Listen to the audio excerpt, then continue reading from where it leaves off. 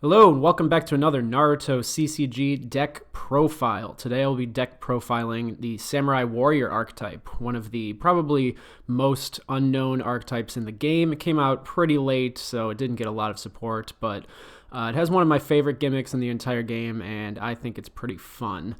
As always, I use the untap or tournament rogue list that we run. I will be keeping you up to date on what is banned, what is limited in each of the lists, and what might be variable between them, though I don't think in this deck there is anything that's actually going to be a discrepancy between either list.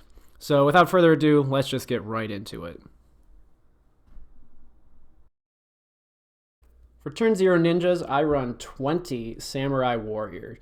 Its unique effect is that it can have as many copies as you want in your deck. It's not restricted by the 3 per deck rule, and each of them is also non-unique, so you can have as many of them as you want on your field.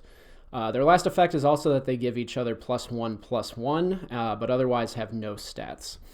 So if you have a team of 1, it's going to be a +1/+1 team. If you have a team of 2, it's going to be each one having +2/+2, so a 4/4 team. 3 of them is going to make a 9/9 team, etc. It's pretty cumulative and exponential. So I run 20 of them because you're going to want as many as possible in the deck. You mostly want to be playing one every single turn, and there are effects that can put them in play outside of your turn to kind of just swarm the field. The concept of this is kind of a beatdown strategy. You're going to want as many as possible on the field so that your opponent is just kind of overwhelmed by numbers. I skip straight over turn 1s and go into turn 2s. I run 3 Ayus. His effect is when you put in play another weapon ninja, which all the Samurai Warriors are, you place a +1/+1 coin on that ninja. When a team you control wins an outstanding victory, that's a victory of 5 or more power above. If that team has 1 or more weapon ninjas with 1 or more +1/+1 coins on it, you win a battle reward.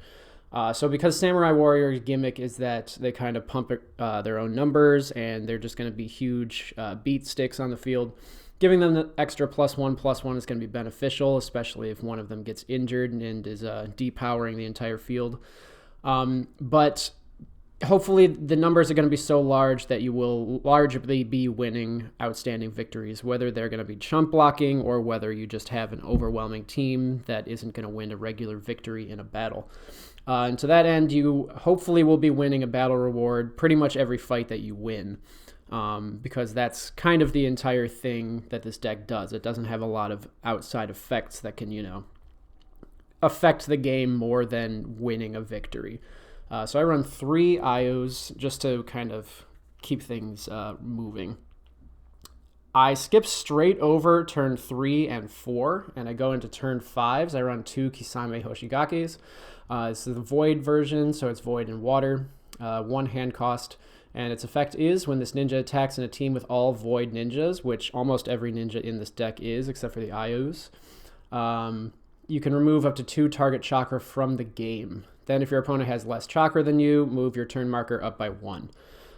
This is kind of just a drain effect that's going to help you win in the end game. The deck is kind of jutsu heavy in that its effects are mostly going to be affecting the team power, not really affecting the battle in any meaningful way. So if you can prevent your opponent from using their own jutsus to kind of turn the tides, boost their numbers, or make their numbers invalid, that's going to be very beneficial. This Kisame also has Ambush. It's one of the only cards in the deck that has Ambush, so it's the only ninja you can put in your chakra for a hand cost and have it be beneficial to you. And Kisame specifically just needs to attack in a team of all Void ninjas, which, because he is a Void ninja, means even if he is attacking by himself, he still gets this effect off. So that's very helpful. Otherwise, its other stats aren't very beneficial. It is a weapon ninja, obviously, so it can use all of the jutsus in the deck. But, Akatsuki, Rogue Ninja, Jonin, they're not going to be coming up in this type of deck. On to turn 6s, I run 1 Mifune. This is from set 26. It's not the Storm version. Its effect is you can pay 1 or 0 colorless chakras on your mission phase, and then search your deck or discard pile for a jutsu with weapon in its requirements. Reveal it, move it to your hand, and if you searched your deck, shuffle it afterwards. So this is a pretty good effect for the end game. One of the best jutsus in the game is a weapon requirements jutsu that is semi-limited. So getting it back into your hand from your discard if you used it earlier, or just searching out the first copy for the game is going to be pretty helpful for you. Again, it does have 1 hand cost, and its stats are pretty good for a turn 6 ninja. It is a weapon ninja, so you can use all the jutsus, but it's just a pretty simple tutor for the deck. And lastly, for ninjas, I run 2 of the other Mifune, the Storm version. Its effect is bananas. It is that ninjas opposing this ninja cannot be the users of jutsus and have their effect text negated. That is insane. Simply by being opposed, they can't use jutsus, have their text negated. So, if you have a Konohamaru Ninja Squad on the other team, that's going to be negated. You're going to be able to use effects on them. If they have like Naruto's, they're not going to be able to Rasengan you. Free Dori is not going to work. Turning off jutsus and effects is just amazing.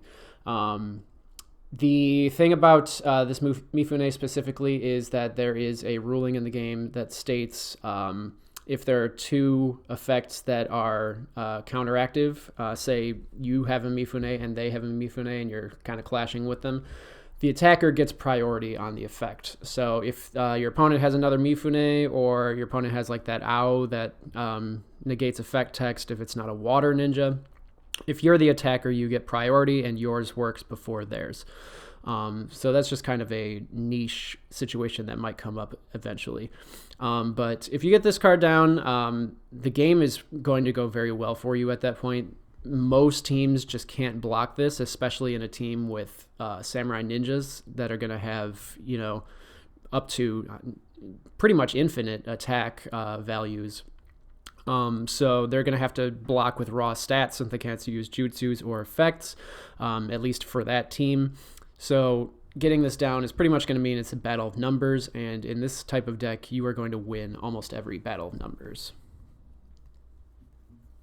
On to jutsus, I run 2 Spirit of the Samurai.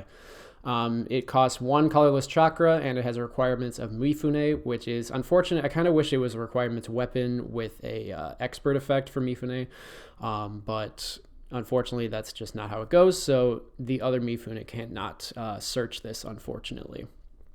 But the target is 1 ninja opposing the user, and the effect is simply to discard the target. For 1 chakra, that is pretty superb. Most kill jutsus with similar requirements are going to cost more chakra than this, and they're going to be specific types. But this one just costs the 1. And effect I didn't mention is that while this jutsu is on the chain, jutsu cards cannot be played. So this is almost entirely unnegatable. You could use effect to try and negate this. I can't think of any offhand that would let you, but I'm sure there are. But this is just a solid jutsu. I only run 2 because it is, the highest turn marker ninja with a requirement. So I'm not going to be using it all the time, but having 2 in the deck just solidifies having Mifune as the killer that he is. I run 3 Shadow Windmill. It's a 2 colorless chakra fire jutsu with requirements weapon, so it is searchable by the Mifune. And its effect is the user gets +4/+0 and gains the following effect text during this turn. Valid. When this ninja would win any victory, you win 1 battle reward. So keeping with the theme of the Ayu, you're trying to just win victories and outstanding victories with your pretty infallible numbers. And with this jutsu, you'll be able to win battle rewards without having to win through, basically. Giving you the +4 is beneficial also because with the Ayu, you want to win an outstanding victory, not just a standard victory. So assuming you do have a samurai warrior with a +1 coin and you use the Shadow Windmill, hopefully you should be winning at least 2 battle rewards, even if you are blocked. And because the card does give an effect, that effect is stackable. So if you theoretically used all 3 Shadow Windmills on one battle and won a victory off of that battle, you would win 3 battle rewards. So it does stack, even though it seems kind of counterintuitive. But I run 3 of these just because even in the early game, winning a victory is going to be super beneficial, and winning those early battle rewards is going to be very helpful. So you're going to want to use this pretty much as often as you can. Next, I run 2 Twin Sword Hiramekarei Hammer. I run 2 of these because it's one of the only ways that this deck can actually make ninjas standby, which is a pseudo negate for a jutsu for a team. So it's also a 2 colorless chakra. It is water and earth, but that's not very detrimental because void ninja hand costs and mission hand costs can be with any element. So its requirement is weapon, so it's searchable again. And the effect is you can pay 2 colorless chakra. In that case, the user gets +4/+4 during this turn. Then you can make 1 ninja opposing the user a standby ninja if its combat is less than the user. So this card is kind of confusingly worded. The +2 is optional. The +2 is just to give your team the +4/+4. Even if you don't pay this 2 chakra, you still activate the second part of the effect, the making opponent's ninja a standby if its combat is less.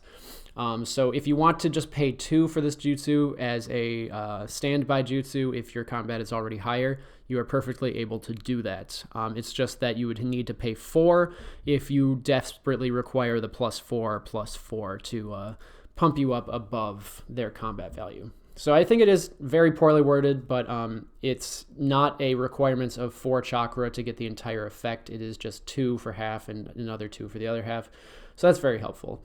But like I said, this is one of the only ways that you can negate jutsus, or pseudo negate jutsus in this deck. There are no true negates for weapon ninjas, so making an opponent's ninja standby is pretty much the only way you're going to be able to do that. Then I run 2 Fang's Rush. This is limited to 2 in both of the formats, the untapped format and the tournament format that I sometimes play in. Is requirements weapon. And the effect is your opponent reveals their hand, select and discard 1 card revealed this way, then the user gets +X+0 during this turn, where X equals the discarded card's entrance cost. Jutsus for this effect do count as a 0, so that's not going to be benefiting you at all. However, the main draw of this jutsu is 1, looking at your opponent's hand, and 2, discarding any card that you don't want to see. If you use this early and you can discard like a ninja that you know that is a key for their deck, that's going to be helpful. If you use this in the middle of a sort of back and forth chain and you let it resolve, you can get rid of a jutsu that they're saving for a new chain, or just limiting their hand advantage can be very good. So it is semi-limited to 2, so I run 2 of them. I would run 3 if I could. But this is the jutsu that you want to be searching with Mifune. In the late game, getting rid of a card in the hand is going to be imperative. People are going to be saving up their cards for the entire game, or waiting for opportune moment to strike with a jutsu. And if you can get rid of that, you're pretty much going to tip the scales to your team. So kind of spamming this with Mifune is very helpful, and running as many as you can is going to be how you do that. Last jutsu I run is 1 Fear By Genjutsu. One of the best jutsus in the entire game. It is limited to 1 in both of the formats for very good reason. It costs 3. It's very hard to see with the black and gold, but it costs 3 colorless chakra, and it has no requirements. So for any chakras and any ninja, you can use this jutsu. Its effect is every ninja battling against the user will be made a standby ninja. Additionally, if the user has a Genjutsu combat attribute, give 1 damage to the target. There's no Genjutsu attribute in this entire deck, so that's not really going to be a factor. But the fact that you can push away an entire team to either attack through and win battle rewards, or to pseudo-negate every single jutsu that that team is using is incredible. This is just one of the best jutsus in the entire game. The benefit of even samurai warriors being able to, make a ninja standby is cannot be understated. And just like with Twin Sword Hammer, you're going to be able to kind of win jutsu battles. Something that this deck really struggles with, since the entire concept is to just run big numbers. For missions, I run 3 turn 0 Void Worlds. One of the best world missions in the game. It is a Void mission and is 0 with 0 hand cost, so you can use this immediately. Its effect is that it's permanent, and when you put in play a Void Ninja, of which every ninja except for Ayu is, place a coin on this mission. And then, during your mission phase, you can remove any number of coins from the mission and apply one of the following effects according to the number of coins removed. If you remove 2 or more, you can move the bottom card of your deck to your hand, so it's essentially a draw, even though it doesn't count as a draw. And if you move 10 or more, you can move your opponent's turn marker down to 0. The turn marker aspect is not going to come up so much. I pretty much always want to be drawing the card just to get further card advantage. The deck doesn't exactly spam fast enough to be able to use the turn marker reduction in any meaningful way. But there are probably situations where you've deployed a lot of ninjas. Their setup is getting strong. You want to kind of limit them a little, and you might drop that once just to kind of set them back a bunch of turns. But generally, the draw is going to be the most important part of this mission. And so I run 3 of them because you want to see it as early as possible. I run 2 Comparative Strengths. It is a turn 1 mission with no hand cost, and it is Earth, but because it has no hand cost, it can run in any deck. It is counter permanent, so it can only be played on your opponent's mission phase, and it lasts for 2 turns. The coin is removed on your turn, so it does last for their turn, your turn, their turn, and then it's gone. But this is one of the best counter missions in the entire game. Its target is 1 ninja. The effect is attach this card to the target. The target's effect text is changed to the following. Valid. This ninja cannot become the user of jutsu cards with 1 or more specific symbols in its jutsu cost.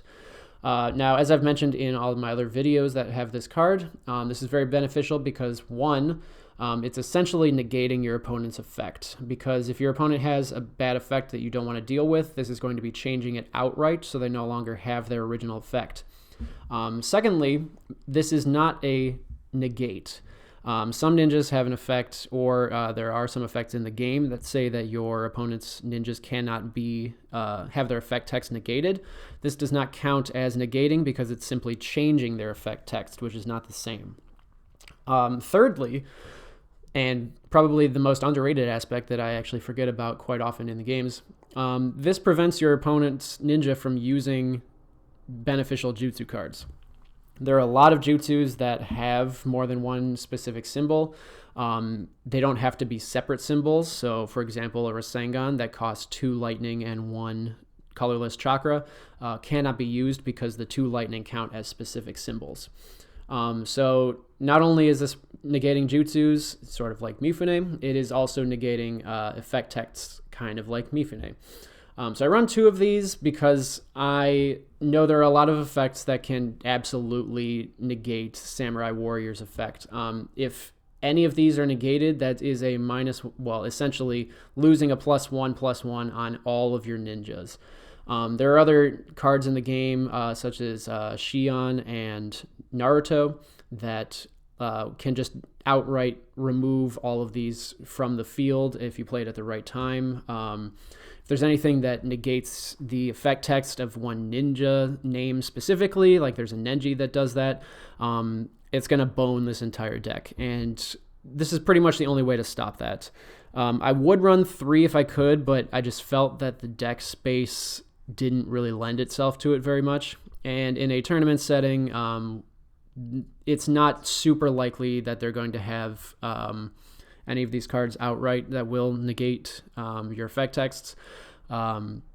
So if you really need to, you could run a 3rd one in the side deck and swap something out for a 3rd. I don't usually run side decks, so that's not really an option for me, but I feel that 2 is pretty handy. You're not going to need to use more than 2, hopefully, in a game. Hopefully not more than 1, but the option is still going to be there. Continuing on turn ones, I run 3X Samurai. It's a void mission with turn 1 and 1 hand cost requirements. And its effect is draw 1 card. Then if you only control Samurai Ninjas, which is denoted here in the characteristics section, Land of Iron and Samurai. So Mifune does count and Samurai Warrior does count. So you draw an extra card. Ironically, this is one of the best draw missions in the entire game. Turn 1 to draw 2 cards with essentially no downside, since you just have to have one of the 24 ninjas in this deck with that characteristic is very good. So yeah, you run 3 and just hope that you see him early. If you do have the IO, that's going to limit it a little bit, but still one of the best draw missions in the game, so you're going to be getting it off pretty often. On to turn 2 missions, I run 2 Strength and Numbers. It's turn 2 with a 1 hand cost, and it is a void mission. Its effect is that it's permanent, and when your opponent puts in play a ninja, if they control more ninjas than you do, you can put in play 1 Samurai Warrior ninja card from your hand. So this card is why you want to run as many Samurai Ninjas as possible. You don't exactly want your Samurai Ninjas to die because their presence on the field is what is going to make your teams big. However, if you do need to chump block with them, or some of them get injured and you need to get rid of them, this is a good way to replenish your field. Your opponent is going to want to wipe out as many as possible, and because you have 20 of them in the deck, hopefully you're going to have some in the hand at pretty much all times. So if your opponent is killing yours off pretty quickly or running some sort of like rush deck, this is going to be a very good way to keep up pace. This can also replenish your numbers kind of in the mid game if you have like a big fight and it doesn't go your way, because obviously you're only going to be doing numeric effects. This is just a good way to keep your numbers up. And for the last 2 missions, I run 2 Gedo Art of Rinne Rebirth missions. They're turn 6, and they have 1 hand cost, which is very late game, but the effect is very worth it. Its effect is both players, starting with you, move 1 ninja card from their discard pile to their village, ignoring sacrifice. Repeat this effect until both players pass consecutively. So essentially, you're just going to be bringing back every single ninja in your discard that can be brought back. It doesn't add non-unique to them, so you can't bring back like all 3 Mifune or all your Kisames or whatever.